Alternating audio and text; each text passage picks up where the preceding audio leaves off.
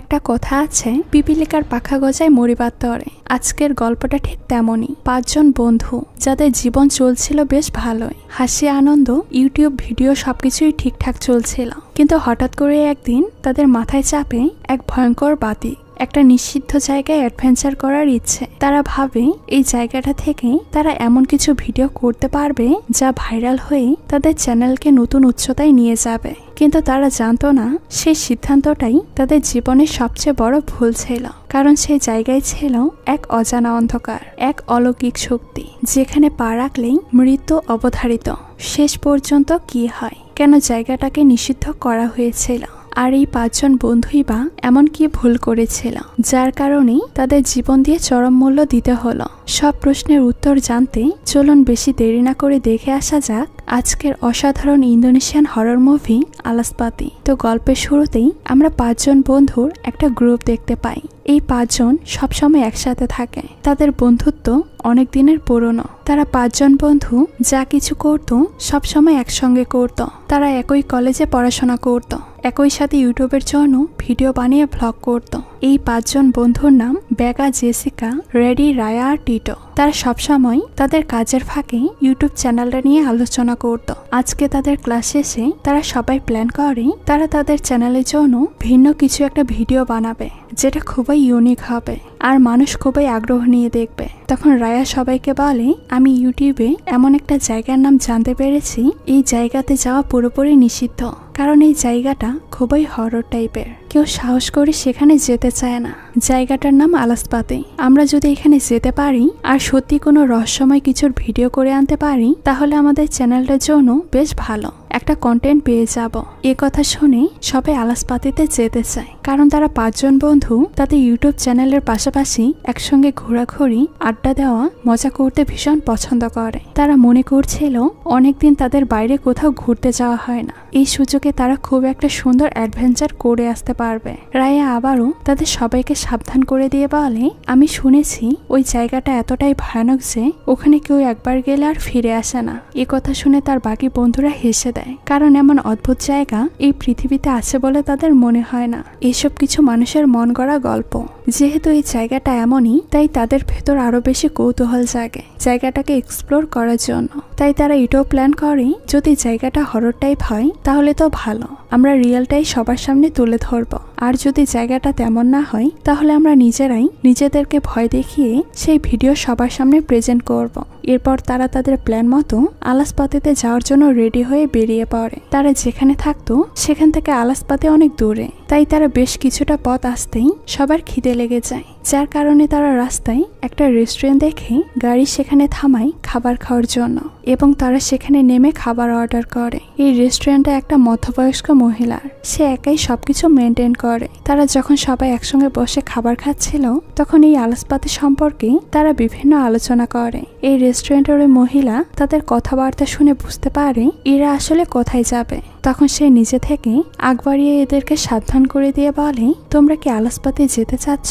মহিলাটার কথা শুনে সবাই প্রথমে অবাক হয়ে যায়, কারণ তারা বুঝতে পারছিল না হঠাৎ করে এই মহিলা এসে তাদের সঙ্গে কেন আলাসপাতি নিয়ে কথা বলছে।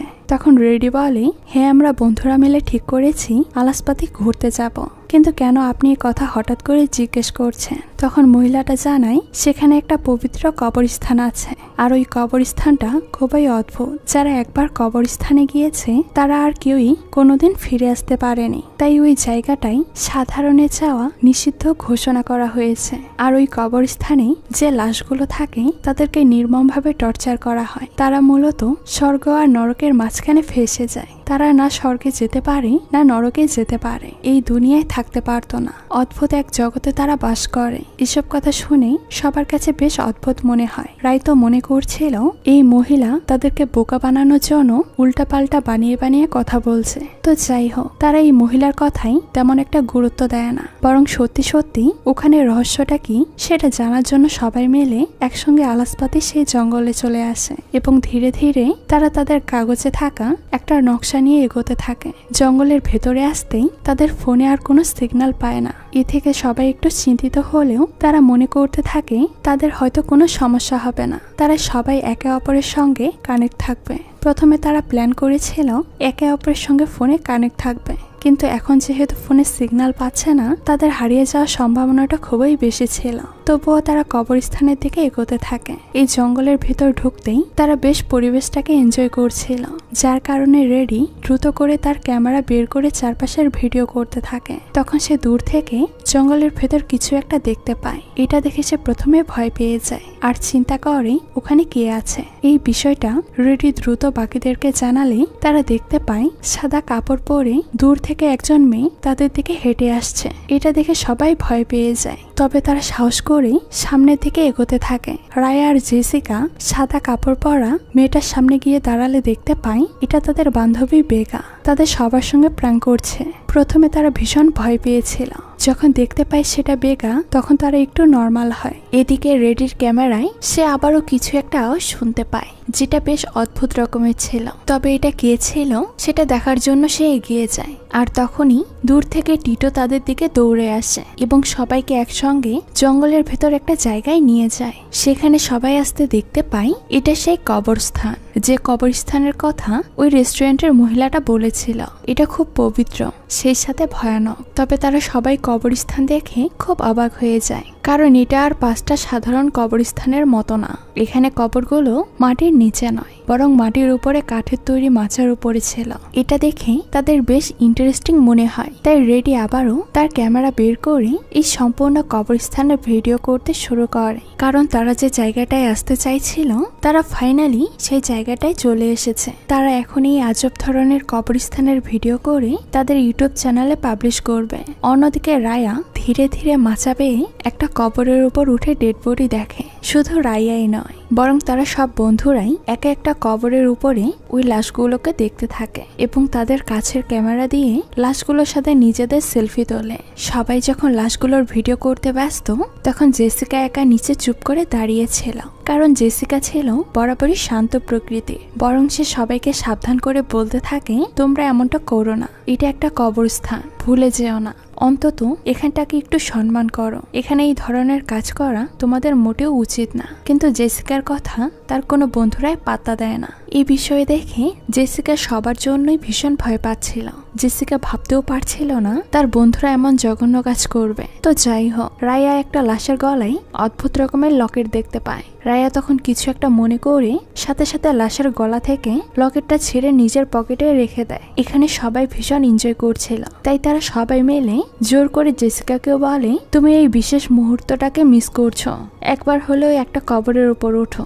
এক পর্যায়ে বন্ধুদের কথায় বাধ্য হয়ে জেসিকা একটা কবরের উপর উঠে পড়ে। তো জেসিকা কবরটার উপর দাঁড়ালে সাথে সাথে কাঠের ঝুলন্ত সেই কবর ভেঙে সোজা মাটিতে পড়ে। সেই সাথে সেখানে থাকা একটা শক্ত কাঠের টুকরো জেসিকার পেটের ভেতরে ঢুকে যায়। কাঠের টুকরোটা জেসিকার পেটের ভেতর থেকে ঢুকে পিঠ দিয়ে বেরিয়ে যায়, অর্থাৎ এফোর ওফর হয়ে যায়। সাথে সাথেই জেসিকার ডেড বডি থেকে রক্ত ছিটকে তার সমস্ত বন্ধু বান্ধবের গায়ে লাগে। তারা সবাই জেসিকার এমন পরিণতি দেখে ভীষণ ভয় পায়। পাপি মরে 10 ঘর নিয়েই মরে। তারা সবাই কবরের উপর উঠেছিল, কারোর কিছু না হলেও জেসিকার সঙ্গে এমন একটা মর্মান্তিক ঘটনা ঘটে যায়। কিন্তু দেখা যায় জেসিকার সঙ্গে থাকা বন্ধুরা এতটাই ভয় পায় যে কেউ জেসিকাকে হেল্প না করে বরং তাকে এই অবস্থায় কবরস্থানে রেখে সবাই দৌড়ে এখান থেকে পালিয়ে যায়। ওই মুহূর্তে যে যার জীবন বাঁচানোর জন্য ব্যস্ত হয়ে পড়ে, তবে কেউ এই বিষয়টাকে ভুলতে পারে না। কিছুক্ষণ পর সবাই যে যার বাসায় ফিরলেও সকলের মন ভীষণ খারাপ ছিল। তবে তারা এই দুর্ঘটনার বিষয়ে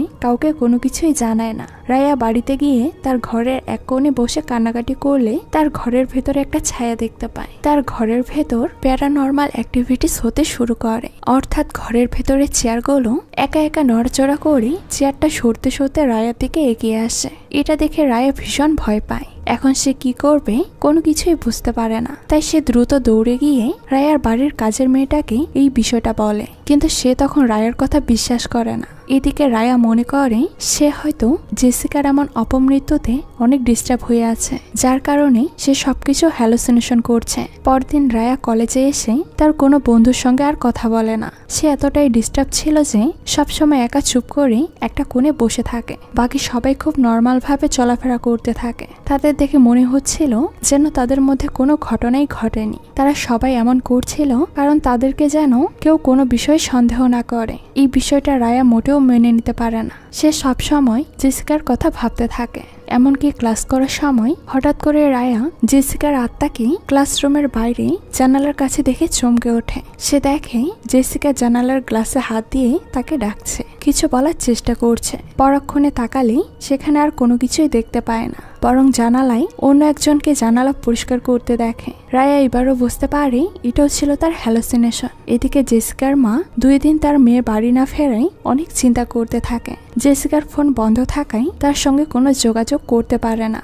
এক পর্যায়ে জেসিকার মা বাধ্য হয়ে রায়াকে কল করে জেসিকার ব্যাপারে জানতে চায়। জেসিকার কথা জিজ্ঞেস করায় রায়া পুরো হতভম্ব হয়ে যায়। সে কি বলবে কোনো কিছুই বুঝতে পারে না। তাই সে জেসিকার মাকে কোনো কিছু না জানিয়ে সম্পূর্ণ বিষয়টা গোপন করে যায়। অন্যদিকে রায়া নিজেকে অনেক চেষ্টা করে স্বাভাবিক করার, সবসময় কোনো না কোনো কাজে ব্যস্ত থাকার চেষ্টা করে। তাই রায়া লাইব্রেরিতে গিয়ে বই পড়ে। ঠিক সেই সময় হঠাৎ করে রায়ার মোবাইলে নোটিফিকেশন আসে। সে যখন মোবাইলটা হাতে নিয়ে দেখে কেউ একজন তাদের আলাসপাতির ট্রিপের ভিডিওটা ইউটিউব চ্যানেলে আপলোড করে দিয়েছে। এই বিষয়টা দেখে রায়া অনেক অবাক হয়ে যায়। সেই সাথে চিন্তা করতে থাকে তাদের বন্ধুদের ভেতর এমন কাজ কে করেছে, কারণ তাদের ভেতর থেকে একজন বন্ধু এমন দুর্ঘটনায় চোখের সামনে শেষ হয়ে গিয়েছে। তা নিয়ে তাদের কোনো মাথা ব্যথা নেই, বরং তারা কিভাবে এই ট্রিপের ভিডিও ইউটিউবে আপলোড করেছে। তাই সে টিটোকে ডেকে এই বিষয়টা দেখালে টিটো জানায় কেউ কোনো ভিডিও আপলোড করেনি। তাছাড়া এই ভিডিওটা কি আপলোড করেছে তাও সে জানে না। তবে তারা দুজনে খুব চিন্তিত হয়ে পড়ে। এরপর রায়া লাইব্রেরি থেকে বের হওয়ার পর দেখতে পায় সে আবারও সেই আলাসপাতের কবরস্থানে চলে এসেছে। এমনকি জেসিকার আত্মা এসে তার সঙ্গে কথা বলতে চায়। জেসিকার আত্মাকে দেখা মাত্র রায়া ভয়ে চিৎকার করে ওঠে। তখন সেখানে টিটো এসে তাকে পিছন থেকে ধরে ফেলে এবং তাকে হুঁশে ফিরিয়ে নিয়ে আসে। মূলত রায়া এতক্ষণ আলাসপাতির একটা আলাদা রকম ভীষণ ইমাজিন করছিল। টিটোর সঙ্গে রেডিও এসেছিল এবং সে জানায় ইউটিউবের ভিডিওটা সেও আপলোড করেনি। তাছাড়া কে ভিডিওটা আপলোড করেছে তারা কেউই জানে না। এদিকে তাদের 5 জনের থেকে 3 জন কলেজ কন্টিনিউ করলেও একজন আর কলেজেই আসে না। বেগ এতটাই ভয় পেয়ে ট্রমাটাইজ হয়ে গিয়েছিল যে সে কলেজে আসতে সাহস পায় না। অন্যদিকে কলেজের প্রিন্সিপাল রায়ানদের তার রুমে ডেকে পাঠায়। প্রিন্সিপালের কথা শুনে তারা 3 জনই একসঙ্গে প্রিন্সিপালের রুমে আসে দেখা করতে। মূলত জেসিকার মা প্রিন্সিপালকে তার মেয়ের মিসিং হওয়ার বিষয়টা জানায়, যার কারণে প্রিন্সিপাল এই 3 জনকে ডেকেছে, কারণ তারা জেসিকার বন্ধু বান্ধবী ছিল। জেসিকা সবসময় তাদের সঙ্গেই মিশত। তাই প্রিন্সিপাল জানে এরা 3 জনই জেসিকার খবর জানে। তবে তারা 3 জন প্রথমে প্রিন্সিপালের কাছে জেসিকার কোনো কথাই স্বীকার করে না। তখন প্রিন্সিপাল তাদেরকে জানিয়ে দেয় যদি 2 দিনের ভেতর জেসিকার কোনো খোঁজ খবর না পাওয়া যায় তাহলে আমরা খুব দ্রুত পুলিশে রিপোর্ট করব। তারপর তারা জেসিকাকে খুঁজে বের করবে। তাই সে বারবার করে রায়ানদের অনুরোধ করছিল তোমরা যদি জেসিকা সম্পর্কে কোনো কিছু জানো তাহলে আমাকে জানিয়ে দাও, আমাদের খুঁজতে সুবিধা হবে ও কোথায় গিয়েছে বা কারোর সাথে কোনো রকম ঝামেলা হয়েছে কিনা। কিন্তু আশ্চর্যজনকভাবে তাদের ভেতর কেউ কোনো কথা বলে না। সবাই একটাই কথা বলে, আমরা জানি না। তারা সম্পূর্ণ বিষয়টা অস্বীকার করে, কারণ তারা যদি মুখ খুলে এই দুর্ঘটনার ব্যাপারে কোনো কিছু হলে তারা হয়তো খুনে দেয় ফেঁসে যাবে। এরপর সবাই মিলে বেগার কথা আলোচনা করে। কলেজ ছুটির পর রায়া বেগার সঙ্গে দেখা করার প্ল্যান করে, কারণ জেসিকার সঙ্গে আমার ঘটনা ঘটার পর থেকে বেগা এখন পর্যন্ত কারোর সঙ্গে দেখাও করেনি আর কথাও বলেনি। বেগার সঙ্গে কারোর কোনো যোগাযোগ না থাকায় সবাই মনে করছিল হয়তো বেগাই ইউটিউবে এই ভিডিওটা আপলোড করেছে। যেহেতু বেগার সাথে অনেকদিন তাদের কারোরই কোনো দেখা সাক্ষাৎ হচ্ছে না, তাই রায়া এবার তাদের প্ল্যান মতো বেগার সঙ্গে দেখা করতে আসে এবং রায়া এসে দেখতে পায় বেগা বাড়ির কারোর সঙ্গে কোনো কথা বলে না। ভয়ে সে নিজের রুমের ভেতর একটা কর্নারে গিয়ে চুপচাপ বসে থাকে। রায় আর বেগার সঙ্গে কথা বলার জন্য ধীরে ধীরে তার দিকে এগিয়ে গেলে সেখানেও সে হঠাৎ করে জেসিকার আত্মার উপস্থিতি টের পায়। তবে সে চারপাশটা ভালো করে তাকাতেই এবার সরাসরি রায়া জেসিকার আত্মাকে তার সামনে দেখতে পায় আর সে ভয় পেয়ে জোরে চিৎকার করে ওঠে। সেই সাথে রায়া সময় নষ্ট না করে বেকাকে সেখান থেকে নিয়ে দ্রুত করে পালিয়ে আসে। বেকাকে রায়া তার সঙ্গে নিজের বাসায় নিয়ে আসে যাতে তারা একসঙ্গে থাকতে পারে আর তাদের ভয়ও করবে না। তবে যে বিষয়গুলো তাদের সঙ্গে হচ্ছে সেগুলো কোনো নর্মাল বিষয় না, সেটা রায়া বুঝতে পারে। তাই সে দ্রুত করে বাকি 2 বন্ধুকে কল করে তাদের বাসায় ডেকে নেয়। এদিকে রায়ার ফোন পেয়ে টিটো আর রেডি দ্রুত করে রায়ার বাড়িতে আসে। তারা এসে বেকার এমন অবস্থা দেখে খুবই চিন্তিত হয়ে পড়ে। সেই সাথে রায়ার মুখে তার বাড়িতে কি ঘটনা ঘটেছে সমস্ত কিছু শোনার পর সবাই একটু নড়চড়ে বসে।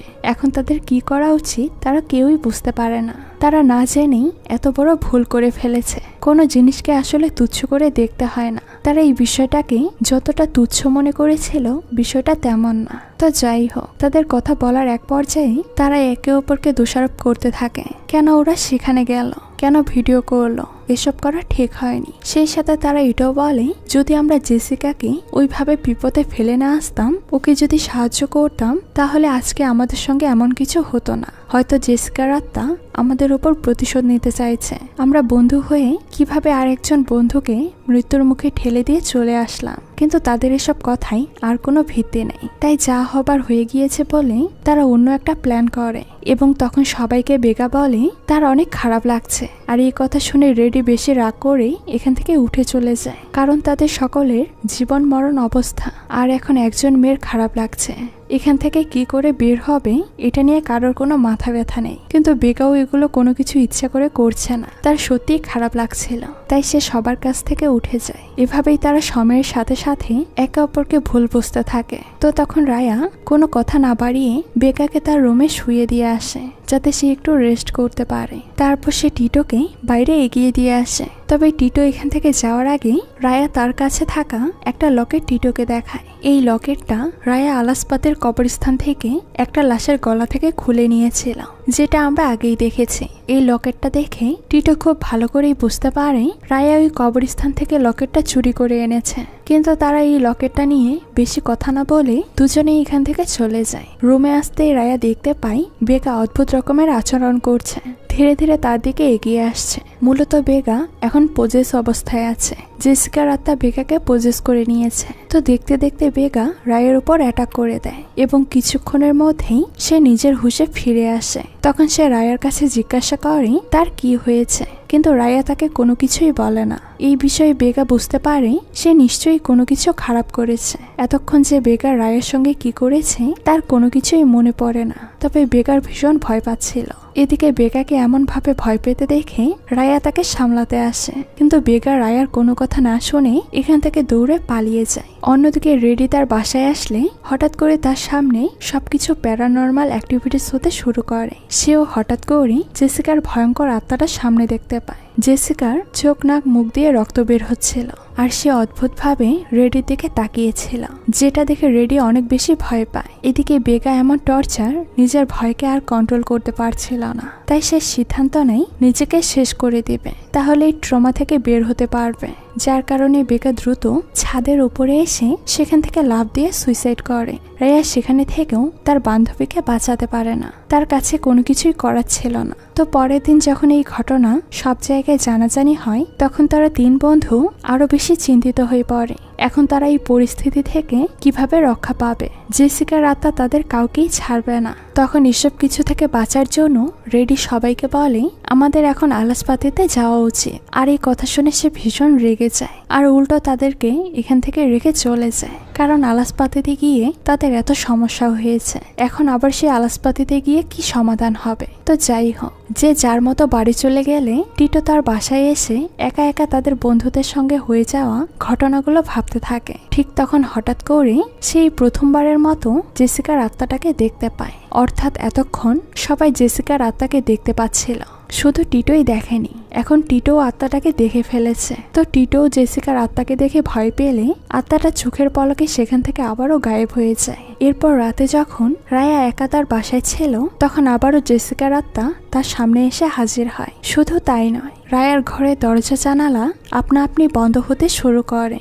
এটা দেখে ভয় পেয়ে রায়া দৌড়ে বেলকনির দিকে বেরিয়ে আসে এবং একটা গাড়ি নিয়ে দ্রুত করে তার বন্ধুদের কাছে আসতে চায়। কিন্তু দুর্ভাগ্য, জেসিকার আত্মা রায়ার পিছু ছাড়ে না। গাড়ির ভেতরেও জেসিকার আত্মা রায়াকে ভয় দেখায়। এক পর্যায়ে দ্রুত গাড়ি ড্রাইভ করতে গিয়ে রায়া গাড়ির অ্যাক্সিডেন্ট হয়ে যায়। গাড়ি অ্যাক্সিডেন্ট হয়ে নদীতে পড়ে যায়। নদীতে পড়ার সাথে সাথে গাড়ির ভেতরে প্রচুর পরিমাণে পানি ঢুকতে শুরু করে। যেহেতু গাড়ির দরজা জানালা বন্ধ ছিল, তাই ভেতরে রায়ার অনেক কষ্ট হচ্ছিল। তাই সে অনেকক্ষণ চেষ্টা করে গাড়ির দরজাটা খুলতে সক্ষম হয়, আর আবারও সে নিজেকে বাঁচিয়ে পানির উপরে আসে। কিন্তু এতে বিশেষ কোনো লাভ হয় না। উপরে উঠতে না উঠতেই রায়াকে আবারও এক অদৃশ্য শক্তি টেনে নিয়ে যায় এবং তার গলায় ওই যে আলাসপাতি থেকে আনা লকেটটা ছিল সেটা কেউ একজন এসে টান দিয়ে খুলে নিয়ে যায়। এরপর সেও নিজেকে কোনো মতে বাঁচিয়ে উপরে আসে এবং ফোন করে টিটোকে তার সঙ্গে যে ঘটনা ঘটে গিয়েছে তা সম্পূর্ণটা খুলে বলে। সেই সাথে রায়া বলে, আমি আবারও তোমাদের সঙ্গে আলাসপাতি যেতে রাজি। সেখানে গিয়ে আমাদের যত দ্রুত সম্ভব জেসিকার লাশটাকে মাটি দিতে হবে, যাতে অন্তত জেসিকার আত্মা শান্তি পায়। তো যাই হোক, রায়ার কল পাওয়ার পর তারা ওই রাতে তিনজনে আলাসপাতি আসে এবং জেসিকার ডেড বডি ওই বেঁধে যাওয়া কাঠের টুকরো থেকে বের করে মাটিতে কবর দিয়ে দেয়। বৃষ্টিতে তাদের অনেক কষ্ট হচ্ছিল, কিন্তু এছাড়া তাদের কোনো কিছুই করা ছিল না। সেই সাথে তারা সিদ্ধান্ত নেয় তারা আলাসপাতির ঘটনাটা সবাইকে জানিয়ে দিবে। এতে তাদেরকে যে শাস্তি দিবে তারা সবকিছু মাথা পেতে নেবে, কারণ তারা যদি এই বিষয়টা কাউকে না জানায় তাহলে এই আত্মারা তাদেরকে ছাড়বে না। তো এরপর জেসিকার আত্মা শান্তি পেলেও রেডিদের সঙ্গে আবারও ভয়ঙ্কর কিছু হতে থাকে। তারা বাসায় ফিরলে আবারও তাদের সঙ্গে প্যারানর্মাল অ্যাক্টিভিটিস হতে থাকে। রাতে যখন রায়া তার ল্যাপটপে কাজ করছিল তখন তার সামনে তার দুই বন্ধু রেডি আর টিটোর একটা ভিডিও ওপেন হয়ে যায়। ভিডিওতে দেখা যায় টিটো আর রেডি নিজেরাই নিজেদেরকে শেষ করে দিচ্ছে। এরপর রায়া সেই আলাসপাতির জায়গাটাকে দেখতে পায়। এসব কিছুতে রায়া অনেক ভয় পায়, কারণ চোখের সামনেই তার দুই বন্ধুর এমন চরম পরিণতি হয়েছে। তাদের ভেতরে কেউই আর বেঁচে নেই, একমাত্র সেই বেঁচে আছে। তবে এখানেই সবকিছু শেষ হয় না। ভিডিওটার দিকে তাকালে রায়া আরো দেখতে পায় এই কবরস্থানটাকে যে আত্মা এতদিন পজেস করেছিল, পবিত্র করে রেখেছিল, সে তার সামনে চলে আসে। এ থেকে রায়া খুব ভালো করে বুঝতে পারে তারা কত বড় ভুল করেছে। তাদের বান্ধবী জেসিকার আত্মাই শুধু তাদের উপর প্রতিশোধ নিতে চায়নি, বরং এখানে থাকা সব আত্মারাই তাদের উপর প্রতিশোধ নিতে চেয়েছে, কারণ তারা এই পবিত্র স্থানে গিয়ে তাদেরকে বিরক্ত করেছে। তারা যেভাবে এই আলাসপাতিতে হট্টগোল করেছে এটা মোটেও ঠিক হয়নি। আর তখনই ল্যাপটপের ভেতরে রায়া যে আত্মাটাকে দেখতে পাচ্ছিল সেটা তার পেছনে চলে আসে আর তার মুখ শক্ত করে চেপে ধরে তাকে সেখানেই মেরে ফেলে। অর্থাৎ এই গল্পে এই আলাসপাতিতে যেই যায় তারই চরম পরিণতি হয়, এখান থেকে কেউই বেঁচে ফিরে না। এই কথাটা সত্যি। আর এখানেই আজকের এই 5 বন্ধুর গল্পটা শেষ হয়ে যায়। এই জন্য হয়তো মানুষ বলে যেখানে যে জিনিস নিষিদ্ধ সে জিনিস নিয়ে খুব বেশি বাড়াবাড়ি করতে নেই। তো আপনাদের কাছে এই গল্পটা কেমন লেগেছে সেটা কিন্তু অবশ্যই কমেন্ট করে জানাবেন। আজকে এই পর্যন্তই, দেখা হচ্ছে নতুন কোনো ভিডিওতে। সেই পর্যন্ত সবাই ভালো থাকবেন। আল্লাহ হাফেজ।